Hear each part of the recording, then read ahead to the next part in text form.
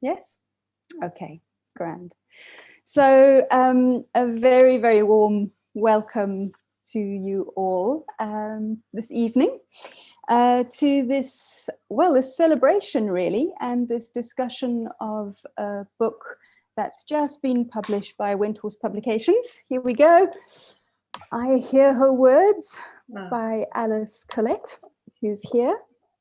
And it's really quite long awaited, both because I think it's about time that we had some more books by and about women, and also because during the course of the pandemic last year, we ended up having to delay our publication schedule a bit. So it's a little bit later, but very, very much worth waiting for. My name is Dharma Mega, and I work for Windhorse Publications. And I worked with Alice through the development of this book. So it's really lovely to see it, to have it in hand and to be able to talk about it tonight.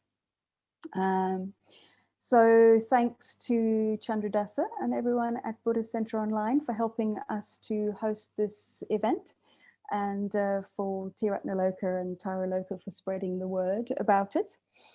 And I'm just going to say a few little things about housekeeping so that we all know where we stand. So the conversation is being recorded, and we will edit it so that basically only the people who are highlighted will be visible on the audio. On the video, and it's going to be streamed across at Windhorse Publications YouTube channel. So there may be a chance later, there will be a chance later to ask questions if you want to, and then I'll ask you to just let us know if you're happy to be spotlighted or if you'd rather not. Both are completely okay. So you have a chance to participate without showing up live on the web. So if you want any help with the sound, or if you're a second language speaker, there is the option for live transcript, and you should be able to see that in the bottom bar of your video if you would like some help with a transcription, although it has to be said sometimes some of the words come out funny, but it might help, so that's available to you. And I think that's it for housekeeping for now. Hopefully some of you will already have bought the book, but if you haven't had a chance yet, we've created a special discount code for tonight, so you can get an extra 10% off, and I'll put that in the chat to everyone somewhere along the lines, and you can get an extra 10% off if you want to buy the book, just because you showed up tonight. So, okay, enough of all of that. What we'll do is in a moment, I'll introduce both Alice and Danasamudra, who you can see here. And basically, they've both gone into this book and obviously the issues that it discusses in great depth. So they're going to have a discussion about the book and the approaches to thinking about women in Buddhism for 40-45 minutes, something like that.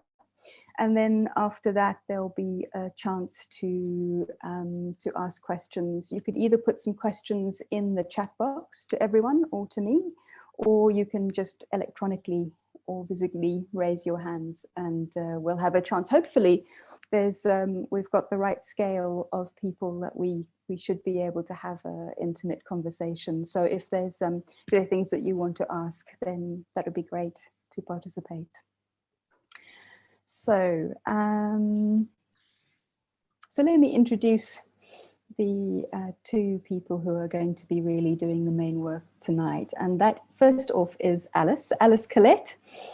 And really, I feel very lucky that we're able to do this with Alice. Alice is a very well-respected and widely published academic on the subject of women in Buddhism, as well as being a practitioner.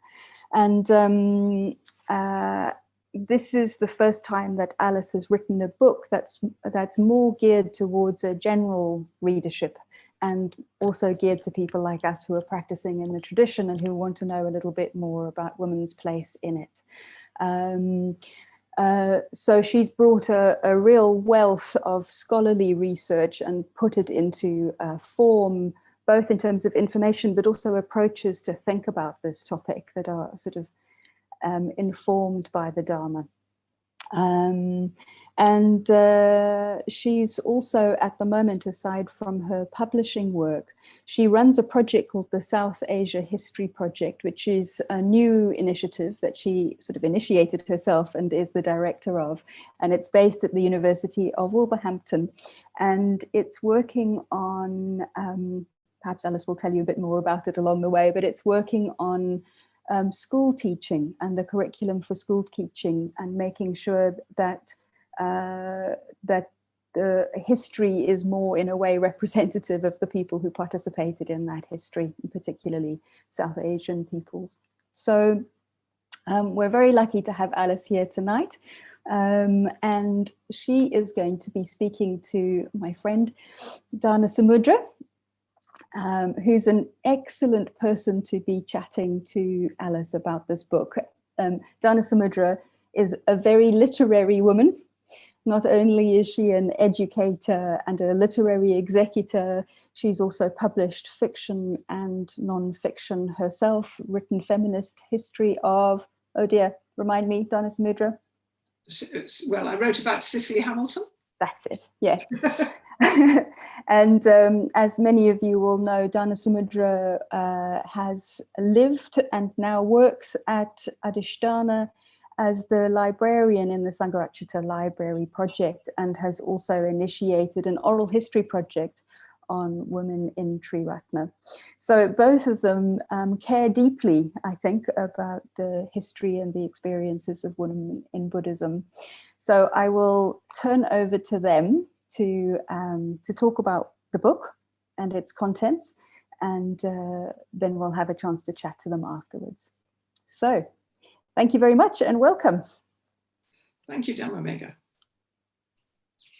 So I'm just very delighted to have this opportunity to talk to Alice about this really fascinating book. And so without more ado, let's start at the beginning. So perhaps you could tell us a little bit about how you came to write this book, Alice.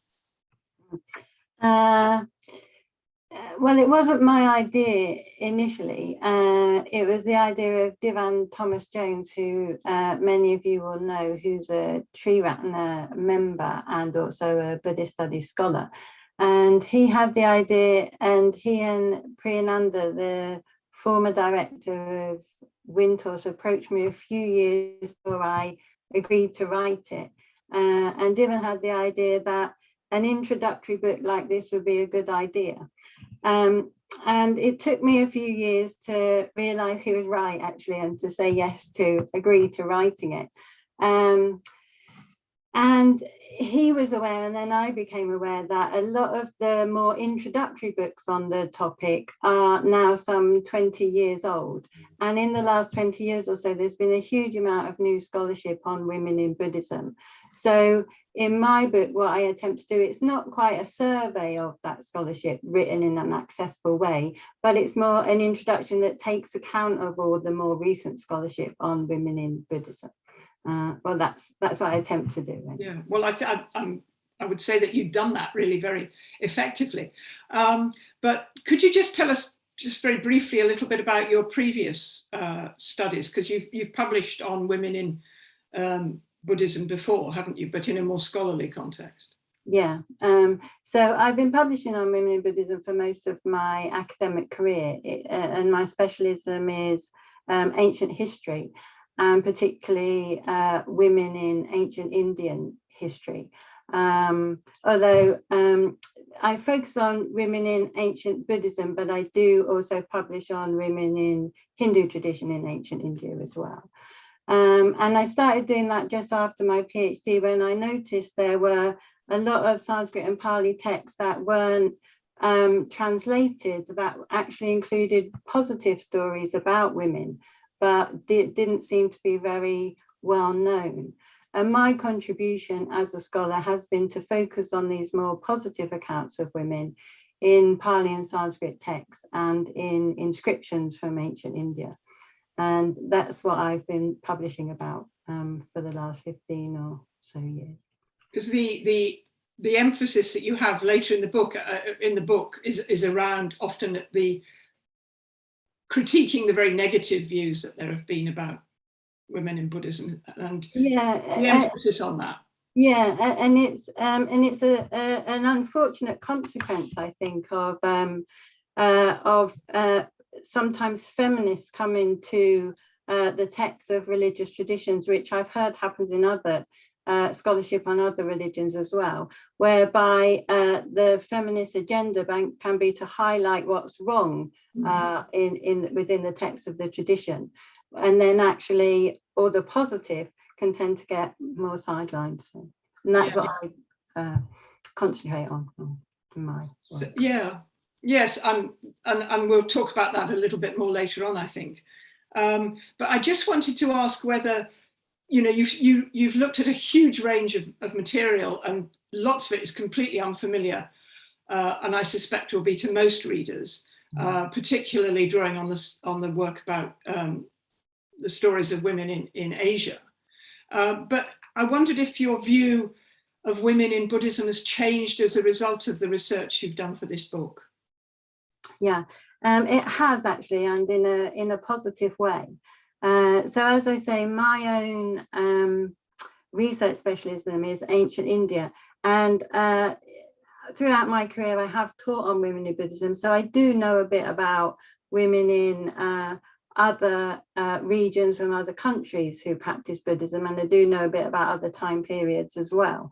But to research and write this book, I had to do a lot more work on those areas. So looking at, for example, Sri Lanka, Cambodia, Burma, China, Korea, etc., and looking at ancient, medieval and modern periods.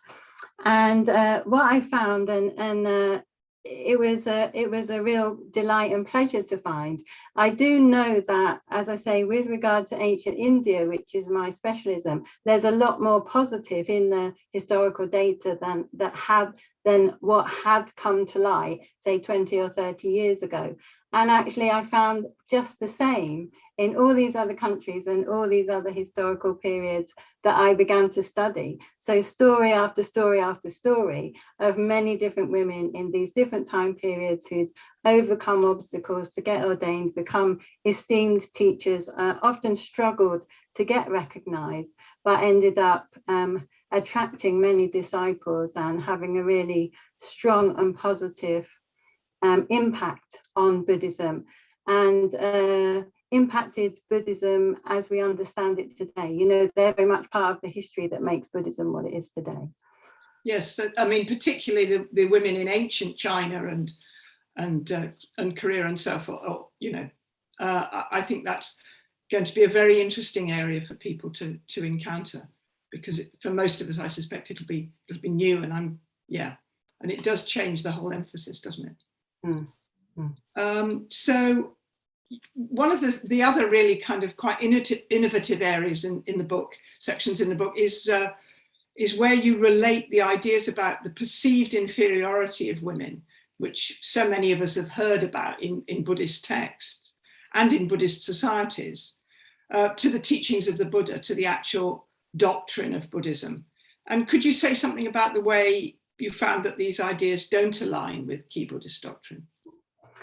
So 3 of the fundamental doctrine I talk about are 3 related doctrine, which is dependent arising, the doctrine of no self, and the Mahayana notion of emptiness. And the Mahayana concept of emptiness can be thought of as certainly a development of the idea of Paticca, but extends on it and adds and goes deeper with it.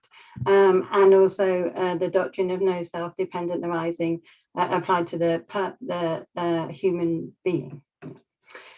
So with regard to these fundamental Buddhist doctrine, I talk about them in relation to the things that are said about women and why women are inferior. and two things are talked about especially, which is women's nature and women's bodies. So with regard to dependent arising, and as many, if not all of you know, as you're practicing Buddhist, what's fundamental about Buddhism is the idea that human nature can change and can transform into something completely other than it is now. So this is the idea of dependent arising. I don't know how much to go into it because probably most of you know quite a lot about it already. Well, maybe you could say something, about how it ties in with what you're saying about. So I won't introduce dependent arising, and then I'll just go straight in and assume. Yeah, I think so. Yeah. So the fundamental idea behind Buddhism then is that human beings can change and become something completely other than they are. So all things arise in dependence on conditions and cease if the conditions cease. So this is human nature. Human nature can change and can transform. And if human nature couldn't change and couldn't transform, there wouldn't be any such thing as Buddhism. This is fundamental to Buddhism. So if you're saying that women are inferior because, and this is what the texts say, because women are jealous, deceitful, manipulative, for instance, these are three particular things that are said about women and their nature quite often, probably three of the most common things to say. Now, jealousy, being deceitful and being manipulative, yes, these are all things that are part of human nature, but ergo, these are all things that can change. So everybody has been at some point, has had an experience of jealousy or be consumed with jealousy. Jealousy arises in dependence on conditions, and jealousy ceases when the conditions cease. So we've all experienced those things because those are part of the experience of what it is to be human. But we've all experienced those things and then stopped experiencing those things, which is the nature of the human being, because things come into being and pass away. So it's not possible to say that women are inferior because they're jealous, deceitful, manipulative, as if that's something static and unchanging about women. Because if you understand human nature as static and fixed and unchanging, that doesn't marry with the idea of Paticca Samuppada, that all things come into being and pass away, dependent on conditions. And Buddhism isn't possible if it's not possible for human nature to change. So you can't say a woman's nature is static and unchanging if you understand the idea behind Buddhism of transformation and dependent arising.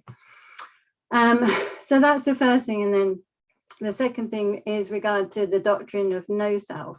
And with regard to that one, I talk in the book as well about women's bodies. Because what's said about women's bodies sometimes in the most negative passages or expressions about women in Buddhism is that women's bodies are foul and vile and disgusting.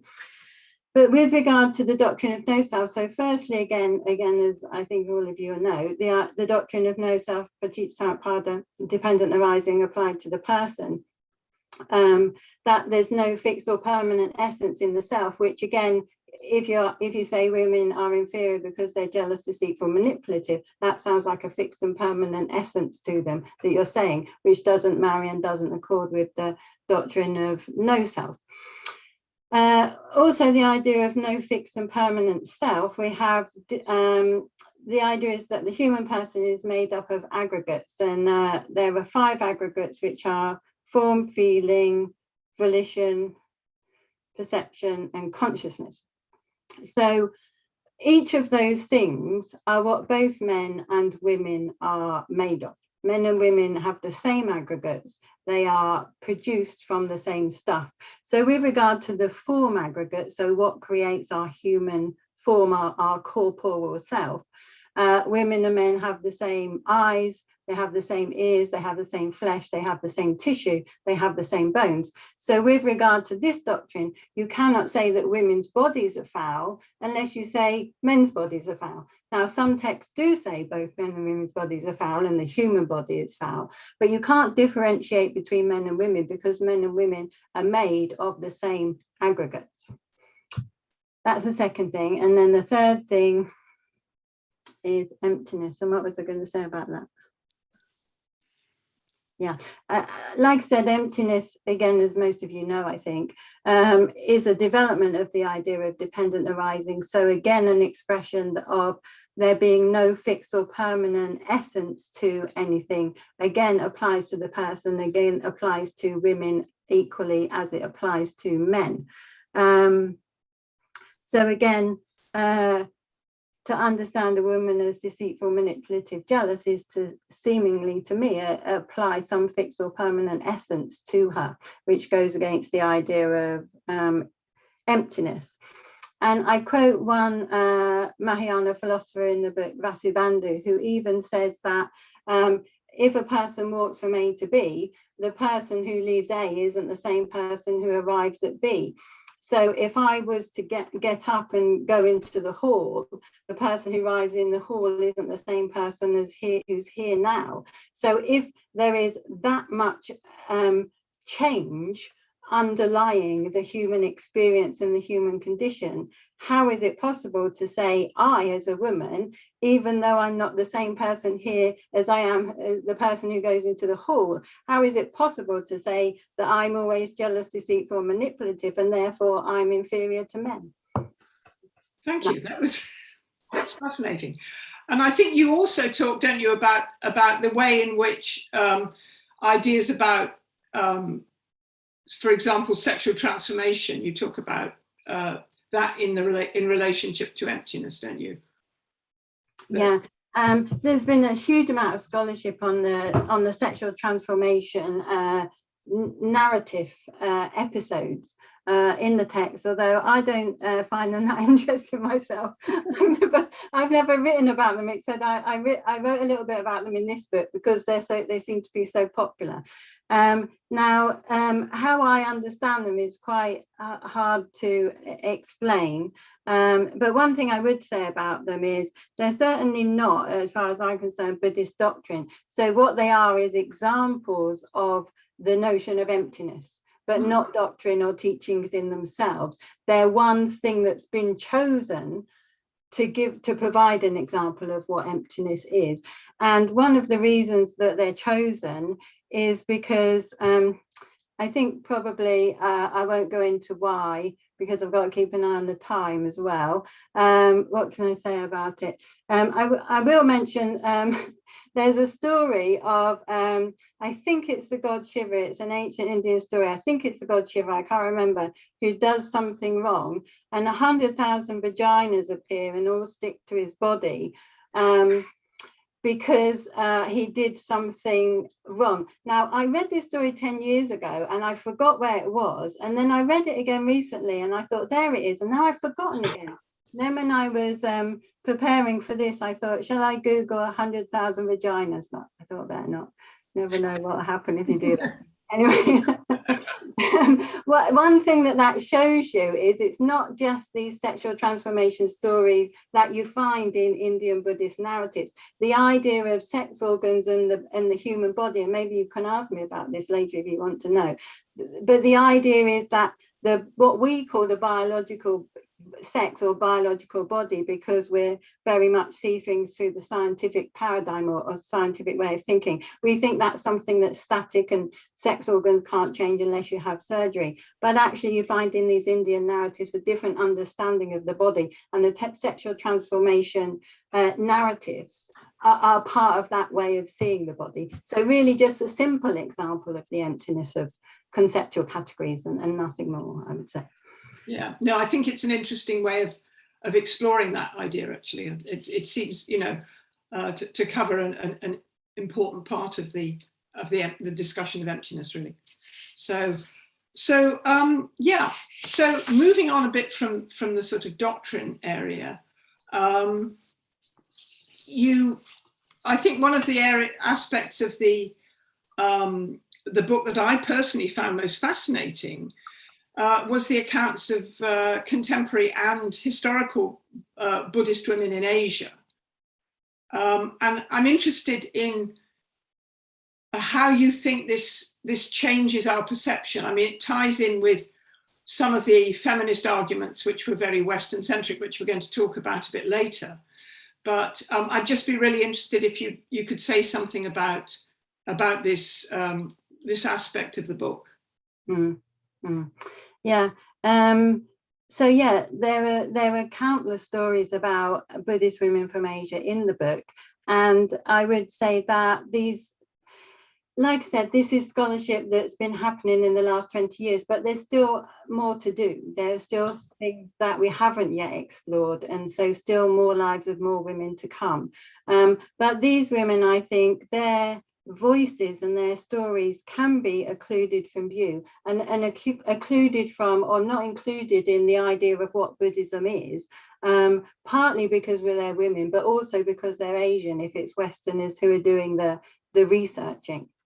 And so one thing I talk about in the book in chapter 1 is that I say, even if you are to say Buddhism is negative about women, what is it that you mean about Buddhism when you say that? Because are you including the lives and the contributions of these countless women through history who have dedicated their lives to women and are part of who and their lives and their contribution have made up what Buddhism is today? If you're including them in what you mean by Buddhism, then you can't say Buddhism is negative about women. For sure, you can say some Buddhists are negative about women, and some Buddhist traditions are very negative about women and have been throughout history, but you can't say that about Buddhism. Or if you do, you are ignoring the lives and the contributions of many women throughout history. Yes, you give the example, don't you, thinking about the societies. You give the example of that Thai monk who refuses to see serious women practitioners, my cheese, as and he can't see the contradiction. Yeah, so he says all women can contribute to Buddhism is to do the cooking for the monks. And he says that to a researcher who's in Thailand, researching renunciate women there called Maijis. And he says that when he's with the woman researcher, as well as 2 Maijis who actually do contribute a lot more than cooking themselves, just the 2 of them. So even while he's saying what women can contribute is cooking, all they can contribute is cooking for the month, he's right next to 2 women who actually are doing more than that. And thinking actually about what you said about, we were talking about just now about sexual transformation.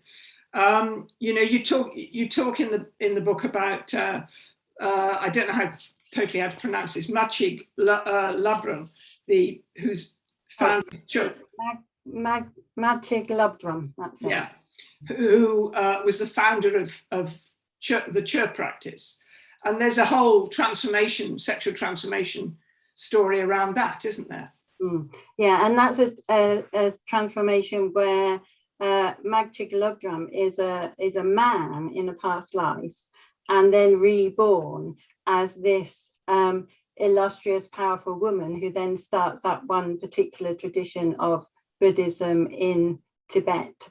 So that's a rebirth story that changes around the idea that we see in Buddhism a lot, that women have to be reborn as men in order to make progress on the path. That particular story shows that actually men can be reborn as women, and then when it's as women, that is when they make their contribution and come into their own.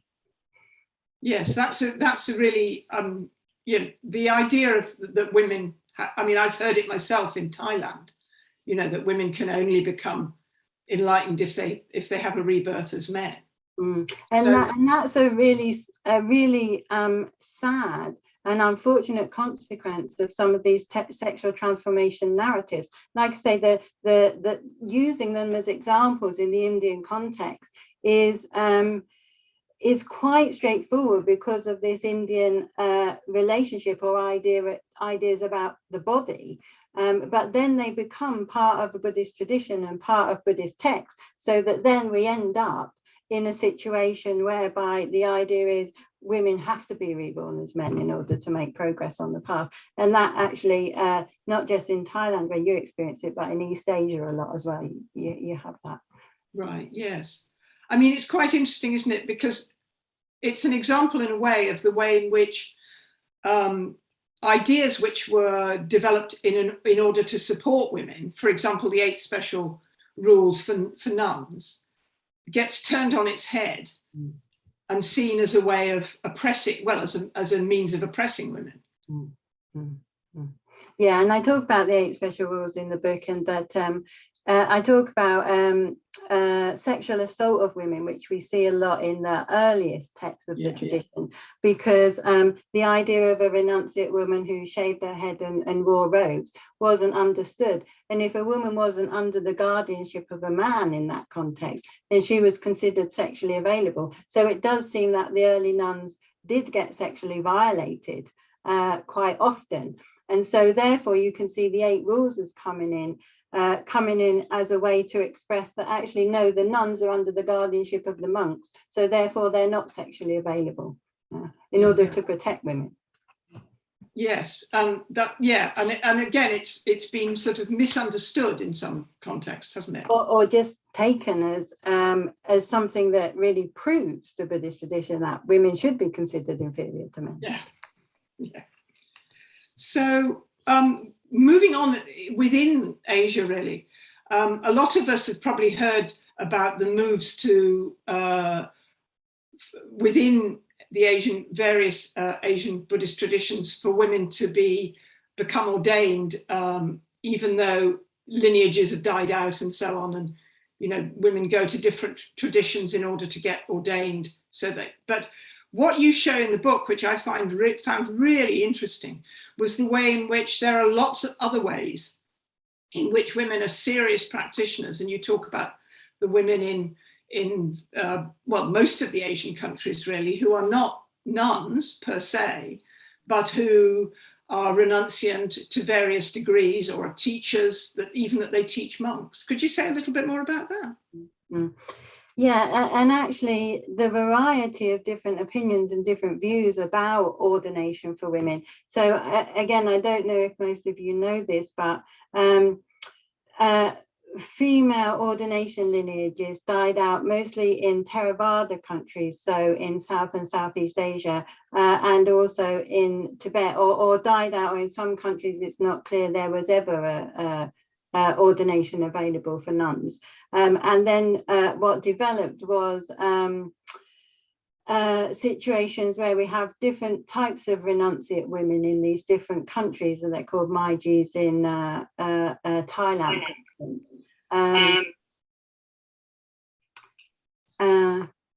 Sorry, I just got a bit of feedback then. I think it's all right now.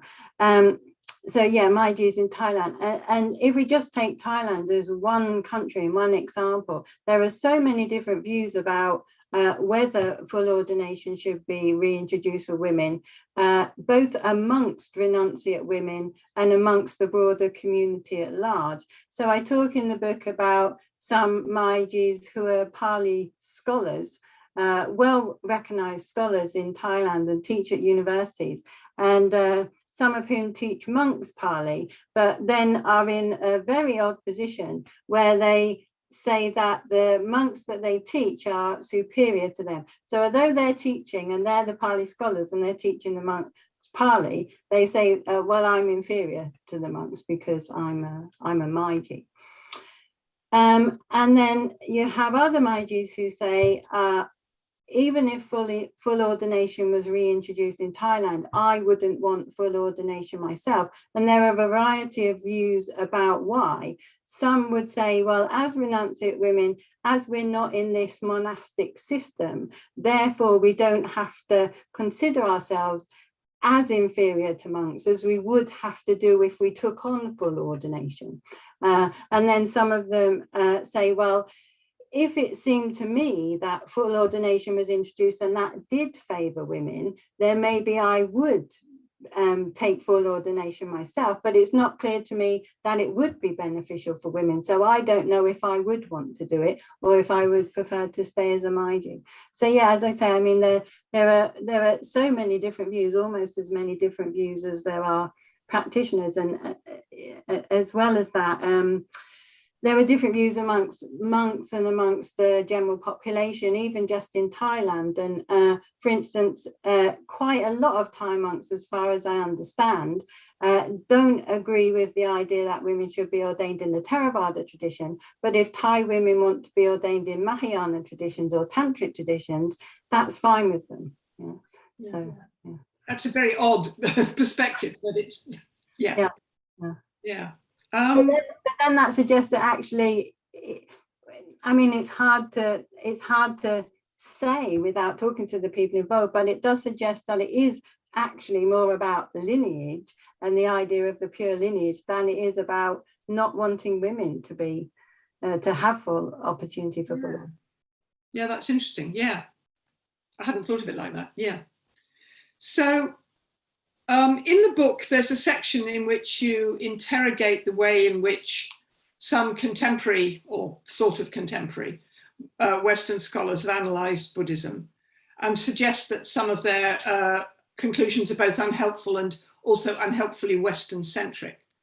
Can you say something about the work of other scholars that have challenged it? Because I found reading about the Indian scholars, for example, really fascinating.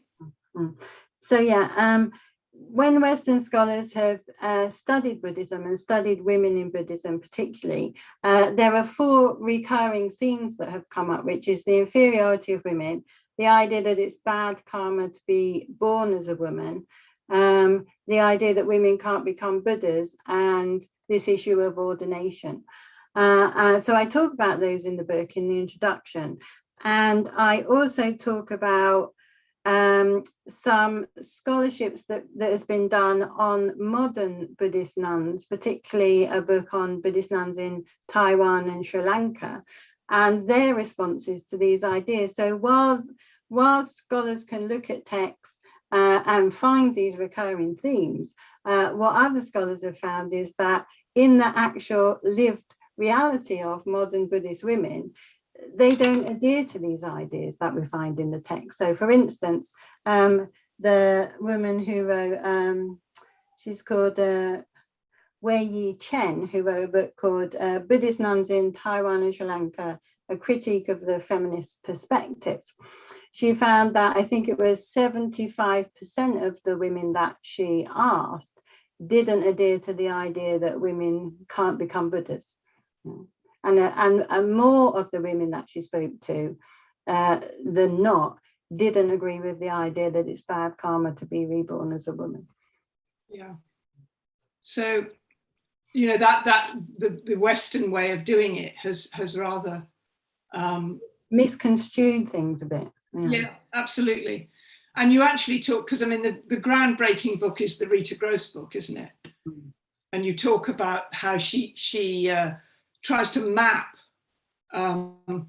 liberal feminism onto Buddhism.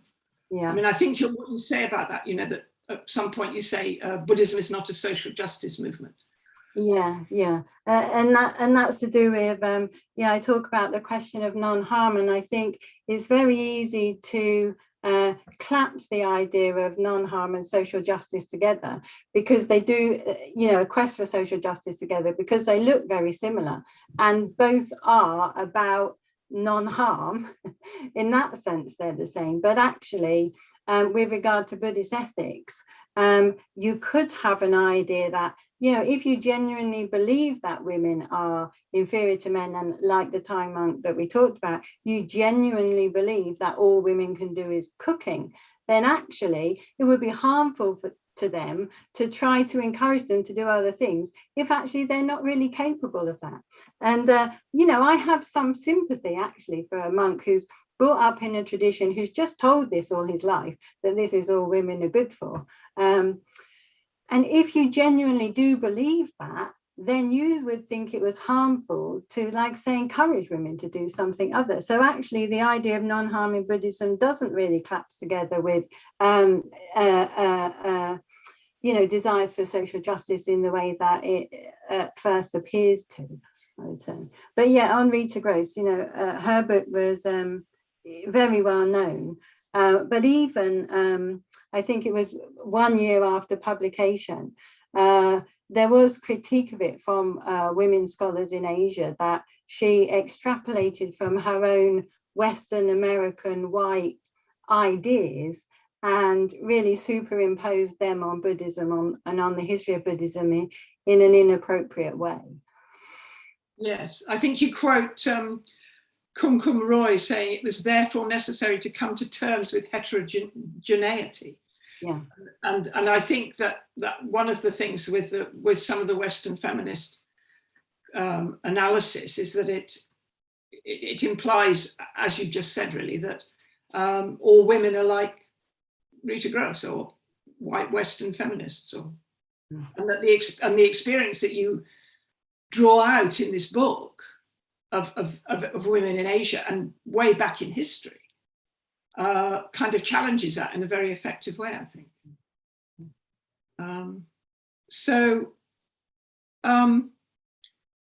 Yeah, so that sort of brings us quite neatly on, I think, to the question of as Buddhism in the West, really, because you talk in your book about some of the travails and difficulties of Buddhism in the West, of the various traditions and so on, including, of course, Triratna.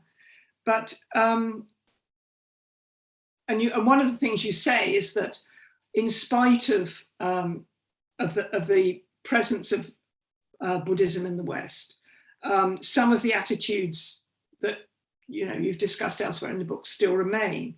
And I wonder if you think whether, as Buddhism becomes more rooted in Western culture and develops further, and in the light of contemporary feminist movements rather than the sort of early second wave feminism, whether you think this will change. I think that I do tend to see Buddhist traditions in the West are still very much rooted in the Asian traditions to which they began. Triratna, of course, is not so rooted as other traditions are when they are transported to the West. But a lot of the time, there are reasons that the views about women become part of Western traditions is because of the Asian roots, and because, well, this is how it happened traditionally when we were practicing Buddhism in Asia, so this is how we should do it when we practice Buddhism in the West, because it's the same sort of Buddhism. It's Theravada Buddhism, it's Tibetan Buddhism. As I say, it's different for Triratna, but that's a lot of what happens in Western Buddhism. So I would say actually that I think that if things change, that the change might be coming again from Asian women themselves. So if we take an example of what I've just been talking about, which is the idea that it's bad karma to be reborn as a woman. Now, if my book or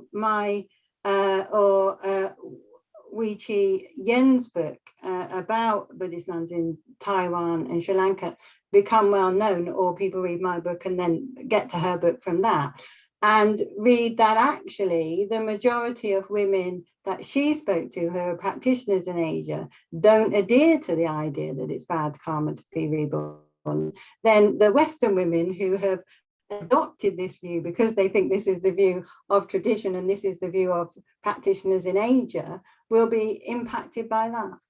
Yeah. And actually, you've also talked in the book, don't you, about the impact of a powerful body of women practitioners I think it's in Taiwan, where you talk about the sort of emphasis on certain, which is, I think it's about compassionate practice and so on, that you see Asian women as affecting the practices of Buddhism to some extent. I think it's Taiwan that you're talking about, yeah. And a woman teacher there who's reconceptualized the Bodhisattva path, so that what we call typical feminine qualities become qualities that any Buddhist should aspire to have, because these are qualities that a Bodhisattva should have. So a different way of addressing the question of issues relating to women, so not addressing them from a rights-based feminist point of view, but doing what I think is an innovative and different way of addressing it. Because when I thought when I read that would be a way of approaching it that would be very attractive, in fact, to Western women. Right. Yeah, so I just thought that was an interesting, it sort of ties in with that really. So we're coming to the end of our time, and I was just wondering, you've written about so many women's lives. This is probably not a very fair question, but is there one of the women that you've written about and researched that you find particularly inspiring or interesting? Well, yeah, thank you for the question, and I did think about it a lot, but I'm going to answer it in a way probably not the way that you expect. And as I've said throughout this interview, you know, I found so many stories of women, so many names of women, so many texts about women and their contributions to Buddhism throughout the history of Buddhism in all different regions of the world. But what I'm sure of as well is that the lives of some women have been lost. Their names have been lost, their lives have been lost, and there's no record of them, even though they did what the women I talk about in the book did, contributed to Buddhism, dedicated their lives to Buddhism. So what I want to end with actually is a shout out and call out to all the lost names of the women that we'll never hear about, who have contributed to the history of Buddhism and helped to make it what it is today. Thank you so much, Alice. That's a great way to end. Thank you very much.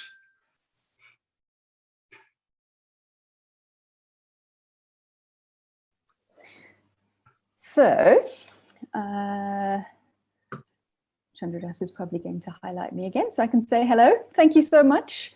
What an extraordinary way of going through the book from a sort of framing about how is it that we think about the situation of women in terms of the Dharma, which I think is really unusual. And I'd encourage you to read that bit more deeply. I mean, basically what it's saying is that you cannot make any universal claims about women because the potential of liberation is available to all of us. And then going into all of these questions about how do you write about this kind of history? And then the book also carries on to or includes loads and loads of stories from inscriptions, stories from texts, stories from other people writing about them, and actually there are these really beautiful quotes all the way through from women as well. So there's a lot to be looked at in terms of those stories that we haven't yet had a chance to look at tonight. And I'm aware that we've got some time for questions, and some of you won't have read the book. So I'm going to do the very dangerous thing of inviting questions about anything you've ever wanted to know about women in Buddhism, starting with 10,000 vaginas and ending up anywhere else. This is the first time you thought you would hear that phrase on Buddhist Center Online. But while you're thinking about your questions, I want to ask Alice about your grandmother and the spirit of this book. Maybe you can say a little bit about that while you're thinking about the questions you might want to ask. So, as I said in our other interview, yeah.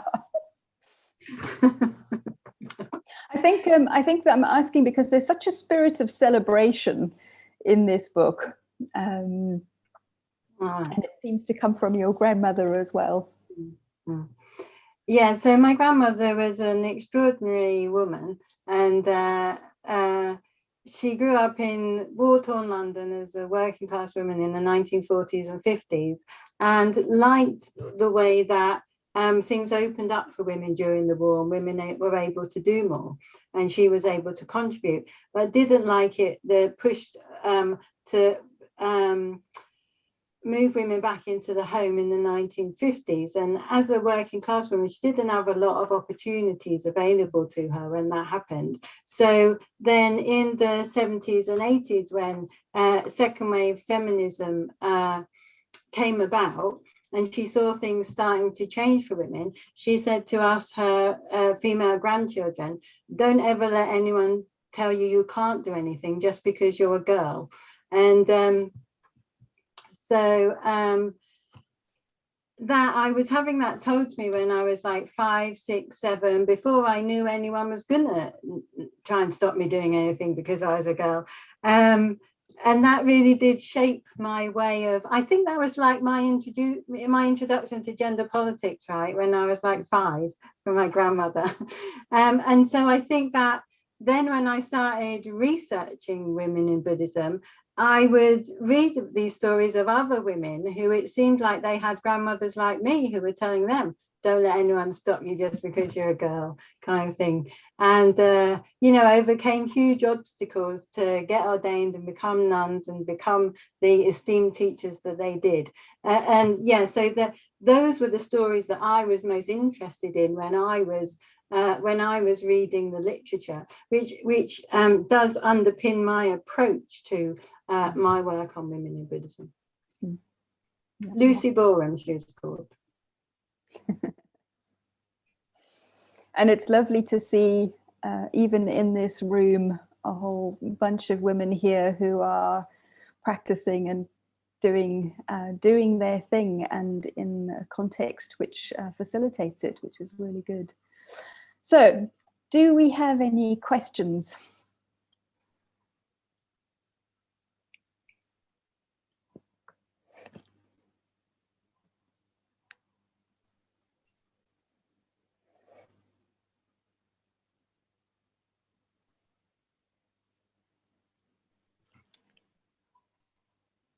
Oh, yes, Terry Hanmore is what it says. I see there are 2 of you. Are you okay to be spotlighted? Don't know if that's spotlighted or spotlit. Yeah, that's fine. Great, thanks. This is my mum Sue, by the way. We're with the Mid Essex Buddhist Centre. We've been with the MABC for a little while now, but I'm still learning a lot. I did get your book, but I only received it yesterday, so I haven't read it yet. Anyway, something that really interests me at the moment is the 5 female Buddhas. I noticed there was a book, but it isn't being published anymore, so I haven't been able to get hold of it. But I just wondered what you knew about them and why they aren't really present anymore, kind of thing. I don't know, just whatever knowledge you have that you could share, please.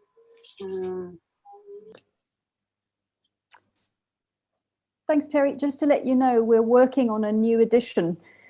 So we're not reprinting the old one because we're working on a new edition. So it might take a little while, but it will be back on your bookshelves soon. Maybe not soon. Alice, do you have something to say about the 5 female Buddhas or female Buddha forms more generally and their relationship to women practitioners? You do tend to highlight these 5 particular women in Triratna teachings or Triratna communities, as I remember. But actually, there are a lot of female deities in, especially Tibetan Buddhism, but in Mahayana Buddhism as well. So not just these 5, but many others as well. Can I say about them? What is it that that particularly interests you about them? I suppose from my point of view, I find that we're doing our Mitra studies, and a lot of our Mitra studies is very male orientated. It's you read it, it's being read as if you were a male. I mean, like even some of the questions are like, if you wanted to be a monk, but I find that obviously whenever they talk about the Buddhas, it's always the 5 male Buddhas. And then I found out that actually these particular 5 male Buddhas that we're learning about have 5 female Buddhas. And they're just not referenced very much. And I haven't obviously had a chance to read up about them. So I suppose why they've got lost. But I suppose from what you're saying, they're not the only ones that have got lost. Yeah, and they're not really lost either. So there are, let me just think about what I want to say to this. So there are female deities in different forms of Buddhism. And these 5 female ones that you're talking about are ones that have kind of currency in Triratna circles, but actually there's probably the best known, well, Tara, have you heard of Tara? Yeah, so female bodhisattvas as well as the female Buddhas. And the female bodhisattvas, Tara is probably the best known one, particularly in Tibet. And there's also one called Kuan Yin, who's well known in East Asia. And she comes to be called the goddess of mercy in East Asian Buddhism. And as I was just talking about, and as you'll read about in the book, there is a well-known female teacher in Taiwan who talks about Guanyin and centers Buddhist practice on Guanyin and on imitation of Guanyin. So how practitioners have engaged with Guanyin previously is to do what happens in Mahayana and Tibetan Buddhism, and to sort of pray to Guanyin or make obeisances to Guanyin, to ask for her mercy or ask for her compassion, for her to have agency in our lives and to impact us in our lives. But what the female teacher in Taiwan says is that actually we should imitate Guanyin and we should be like her. So they should be the center of our practice, to try to imitate her as much as possible and be like her and be as compassionate as she is. So in some traditions, female deities are centered more. I suppose the question also raises the fact that for many of us, seeing female figures in our history, in the books that we read, in the stories that we hear, in the Buddha and Bodhisattva figures that we see as women practitioners, makes a difference. And in a way, I think that's one of the contributions of the book, is it just enriches what we know. I felt myself listening to that exchange between the two of you, Danasamudra and Alice, like my my ancestors in the tradition somehow were growing more crowded. You know, there were bigger crowds behind me, and it was lovely just to know that there are more there than I thought there were, kind of thing. So I think it does make a difference for us to have that. I see that Carmen V has raised her hand. I'm trying to find you, Carmen. Hi. Hi. Thank you, Dama Amiga. Well, I want to first thank Alice for this wonderful work that she has done. I'm really looking forward to reading your book. And I have a question. And do you think that maybe some of the teachings or some of the practices should be like modified or thought differently if we consider that they were produced in a male environment? But now that we are working in these huge female groups, that maybe we should think about it in a little bit of a different way? Or do you think that teachings and practices are neutral enough to just keep doing them like they are?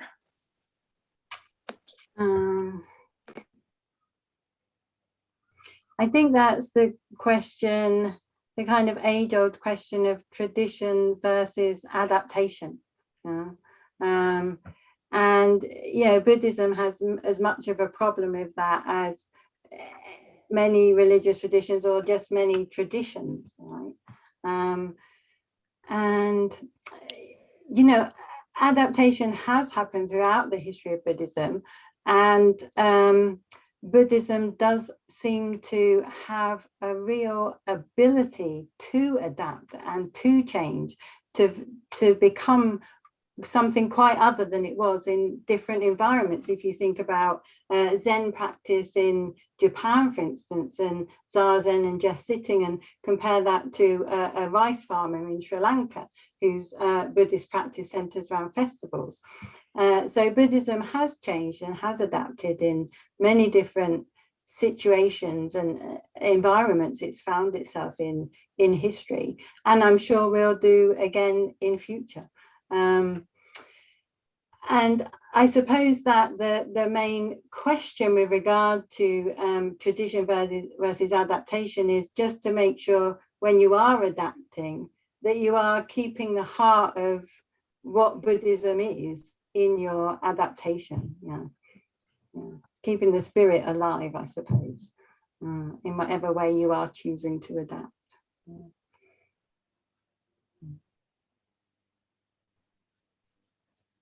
Did you have more thoughts, Carmen, about what it is that you, do you have some ideas yourself? Well, yes, we were in a group study recently, and we were thinking about these teachings, like that you should think of everyone as more advanced, or that they are like higher than you, like for an exercise of humility. But if we think of a person that is used to feel like a diminished person, maybe that's not so useful. And that is a role gender that we have as women. So that's why I'm thinking that some of the teachings, maybe we should think about them before just accepting them as they are. Yeah, and I think that Buddhist texts do allow for adaptation, and they allow for individual adaptation and group adaptation, so that if something isn't helpful, it can be changed.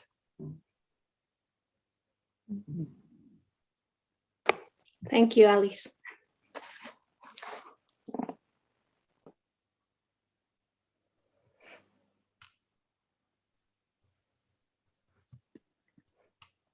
Has anyone else got their hand up or want to ask or say something in response to?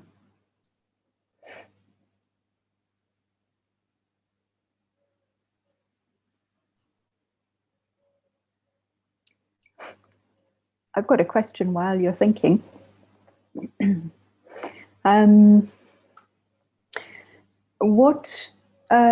We happen to have mostly women here. I'm presuming this is not just a book for women, even if it's a book about women. So I'm curious what you would want men in the Buddhist tradition of all persuasions to be able to take out of this book, or not just men, but that a wider community conversation about gender, but also other kinds of social difference. Is there a message in the book?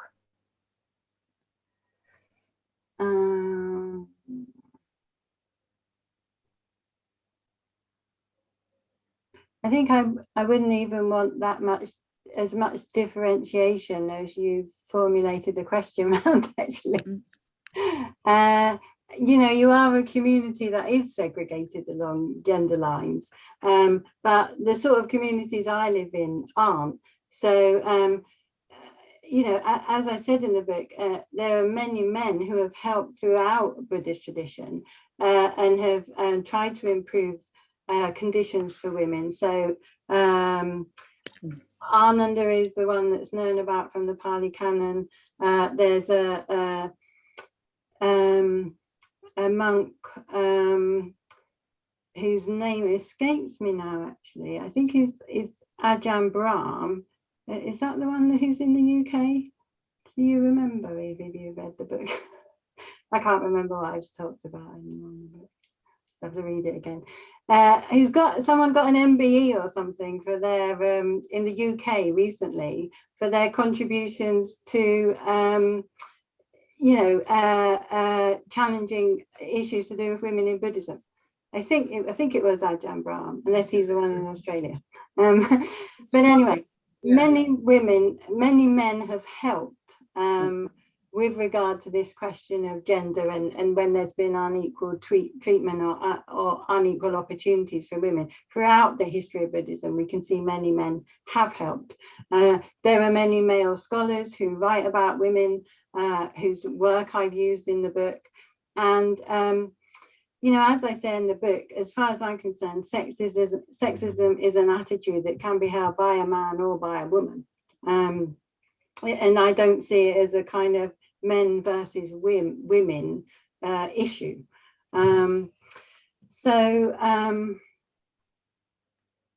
Yeah, maybe that's my answer. What do I want men to take away from it? The same as I want women to take away from it, I suppose.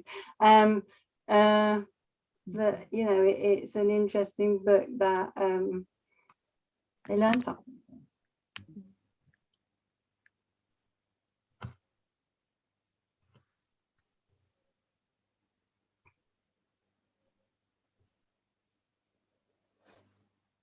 Oh, Susan's iPad raised its hand. Hello. Hi everybody. Alice, last year, during the Wuhan part of the pandemic, I was backpacking Southeast Asia and came back and caught it in Newcastle, having gone through all of the Chinese areas of Southeast Asia without catching it. I had the most extraordinary life-changing experience of going to that, the only ordained women monastery in Thailand, which I don't know if you've been there. It's about 2.5 hours due east of Bangkok. And it was the most, you know, as a woman practicing Buddhism myself, it was the most extraordinary experience. I spent some hours with the nun who was ordained and who spoke English. And of course, as you know, they cannot be ordained in the Theravadan tradition. The only way they can be ordained is to go to Sri Lanka and become ordained. And then obviously, you know, I compare the sort of difficulty it was like for them. It's like pushing, you know, blancmange uphill in a sieve to participate as a woman in Buddhism in that society, because the whole of Thai society is in crisis, and Buddhism in Thailand, particularly for well-educated middle classes, is in tremendous crisis, as you probably know. And then, you know, I look at women practicing Buddhism in the States, for example, and in our school, and see how powerful and great examples women are. Because, you know, women have never been able to inspire other women without, you know, becoming public. That's why so many voices and so many scientists, you know, have been lost. Female artists and scientists have been lost throughout history. What would you like to see happen to, you know, enable women to become decision makers in relation to Buddhism? Because I can't see anything in Buddhism that prevents us, you know, or is there any difficulty whatsoever, except those Buddhists who marginalize and silence. Well, things are changing, and as I spoke about in the talk, there are, for instance, Maijis. So in Thailand, you have a whole different range of women living renunciate lives. Was it Dharmananda's community that you went to? Yes, the one. So she's one of the most long-standing, fully ordained women in Thai Buddhism. But her community isn't the only one. Now, her community is the one that's best known in the West, and she's one of the best known nuns in Thailand. But there are other communities of nuns in Thailand as well, and there are communities of Maijis, or renunciate women, and things are changing. So as I said, there are Maijis who have become Pali scholars and who teach at universities. So things are slowly and gradually changing, and also, as I said, there's been a huge amount of scholarship done on women in Buddhism in the last 20 years, but practitioner communities can be about 20 or 30 years behind advances in scholarship. So some of the people who, and it's not just me who have been publishing on this, Bhikkhu Nalio, who you might know, who's written books for Windhorse. So he publishes on Chinese texts, and he's published a lot on women in the Chinese Buddhist texts. But it just takes quite a long time for all that to get through to practitioner communities. And but I think it is gradually happening, and things are gradually changing. Slow, but there is progress. Yeah. Thank you for your book. Thank you very much. Talking about people being lost, or their histories or their names being lost. Maybe also just to say, Danasamudra is heading up a sort of oral history project about practitioners, women practitioners as well, within Triratna, trying to make sure that we don't lose those histories. So I think there's a lot of work to be done about the past, but there's also a lot of work to be done between us, not just amongst scholars, to value each other as practitioners and remember each other as practitioners, and share that as well. It seems like an important part of the project of remembering.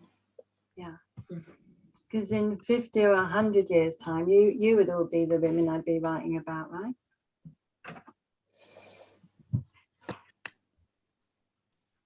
Well, I hope I'll be able to leave you a very full archive audience to draw on. In fact, I think you've interviewed some people who are in this room. Yes, indeed, and there are some others are on my hit list as well. Watch out. Great. Yeah. We probably have room for one or two more questions if anyone has something they want to questions or comments or thoughts that have been stimulated by the discussion.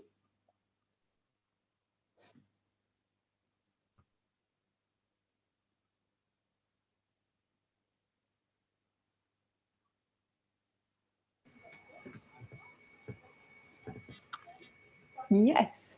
I'm not sure who it is, Virya Devi or Anoma. Yes. You happy to be spotlighted? Grand. Yeah.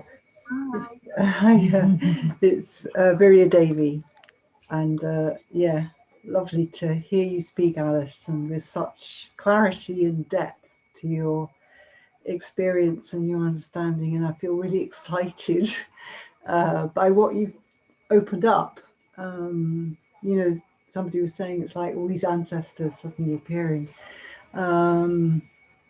Yeah, and I feel that partly because in my experience kind of growing up and practicing within Triratna, we often came across some quite negative views about women, which I found very difficult to work with and to know how to work with in my own experience. And there's, you know, we've as a community, that's something we've had to really look at and face and mature into knowing how to kind of deal with that in ourselves individually and collectively. And maybe that's something that's just going to have to happen throughout the world, really. That's just a process. When we're coming from cultures and environments of those restrictive views about women, we have to go through the pain almost of actually claiming for ourselves that we can do this. We really can practice, and we can make a contribution. So yeah, I can feel that that's something that I'm still working on personally, and I'm very excited by what you say.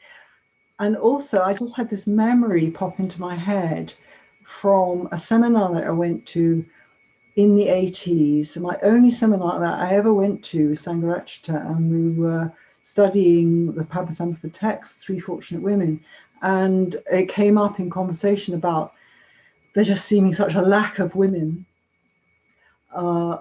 histories being recorded. And what Sangharakshita Bhante said was, write it down. You must record and write down your own experiences. You must make sure that your own, I can't remember exactly the words he used, but your own practice is recorded. So I'm just echoing what you were just saying, Alice, about making sure that we write down our own experiences, record our own experiences so that they can be passed on.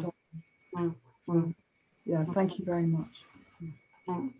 There's one scholar called Dan Martin who writes about women in 12th century Tibet, and there are quite a lot of stories about women leaders and women practitioners in 12th century Tibet. But I think, and I can't quite remember, I think what he says is that of the biographies there are, 99% of them are men and only 1% of them are narratives of women. But what he says is, those ones that we've got, we need to amplify those, because doubtless there were many, many other women whose narratives and biographies weren't recorded. Yeah. Thank you.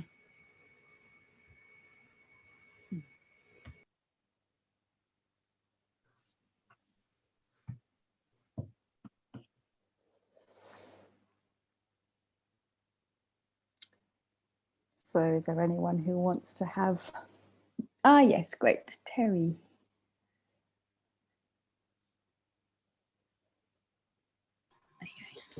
Hi, I'm Sue, here with my daughter Terry. We both belong to the MEBC. Just wanted to ask, I know the tradition and the times of the Buddha, and the tradition was that women were sort of second class, etc. But did the Buddha himself believe that? Was my question.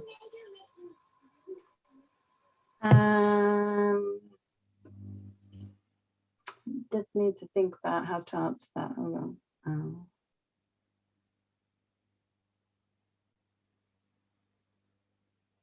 So I would say categorically no. And the reason that I say that is because so this is, as you quite rightly say, it was an ancient society with traditional values, and women were seen to be beings who couldn't be independent and needed to be under the guardianship of men. But within the Buddhist tradition, women could be much more independent, and they weren't just wives and mothers and sisters.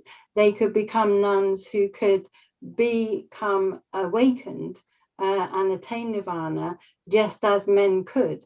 So if you think about a society in which women are thought of as needing to be under the guardianship of men and not able to do much else other than be confined to the domestic sphere, for a religious leader and teacher to come along and to say, actually women can be ordained alongside men, actually women can practice like men can, actually women can achieve what men can. That's a very radical thing for a religious leader to say in a context like that. And actually what we do get caught up with is some of the passages or things that have come into some of these early texts, which seem to be negative about women. But what I say in some of my other work, which is actually someone's taken it out and just quoted it online as this one thing, is that I don't find the misogyny and the negativity about women that exists in early Buddhist texts a surprise. This is an ancient society with traditional values. Not surprising that they say negative things about women. What's surprising is all the stories that we have about women, all the names of women that have come down to us from an ancient society with traditional values. That itself says something, I think, about the person of who the Buddha was and what he thought about women.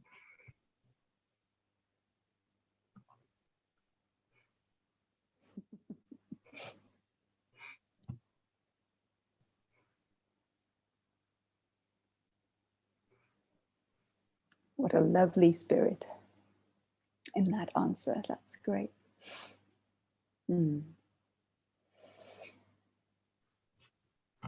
Last chance, going, gone.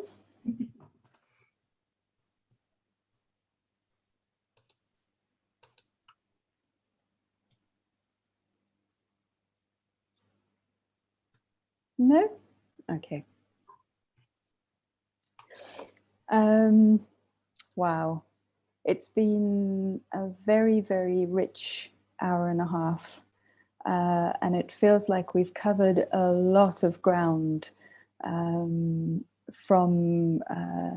questions about how women are viewed to questions about what the tradition can do to support the practice and liberation of all beings, including women, to what these stories, the task that these stories leave us with to practice and also to remember ourselves and each other and write it down. So a very, very rich evening. And I just want to thank both Danasamudra and Alice for really taking us through some very complex arguments in ways that are deeply accessible and have meaning in, well, I speak for myself, like have meaning in my own life and have resonance in my own life. I think it's a very, very valuable book in terms of exactly this, remembering and building up our knowledge of the ancestors and encouraging us all to practice. So, and thank you, Danasamudra, for leading us through the book in such a clear and lucid way with such good questions, and Alice, for all of your thoughtfulness and answering at so many different levels with it. I wonder if either of you have any last words before we say goodbye this evening, having come to the end of it. Danasamudra? You're muted, Medea. Oh, you can't. Okay, let me ask to unmute. There we are. Yes. There we go.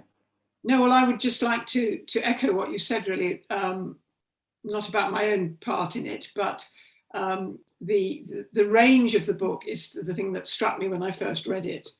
And I think it is incredibly inspiring because it's, I mean, I'm by nature a sort of, I like stories, and there are plenty of them, and we hear women's voices, which is one of the things that I like so much about the book, and which makes such a difference to our understanding, and their ancient voices and their modern voices. So Alice, thanks for writing this book, and thank you for the conversation.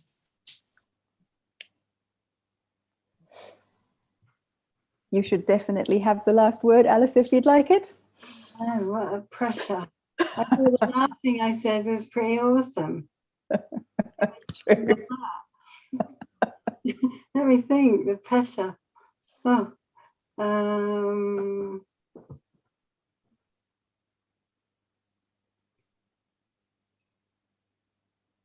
well, how I ended the interview was by saying I wanted to give a shout out to all the women whose lives and stories have been lost. So maybe let's just make sure nothing else gets lost. Thank you, Alice. And thank you everyone for coming along and participating.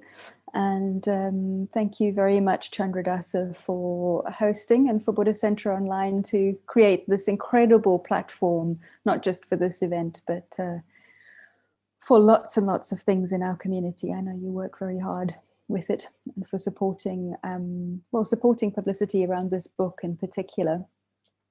So thank you. Wish you all well. Do come and see what else we've been doing on windhorsepublications.com. You'll see that there's another book that we've published this year by a woman's author, Vajradevi's Uncontrived Mindfulness, which is a very, very beautiful book about meditation based on the Satipatthana Sutta. And there will be more. So thank you for all of your support, and I wish you a very, very good evening and all strength in your practice.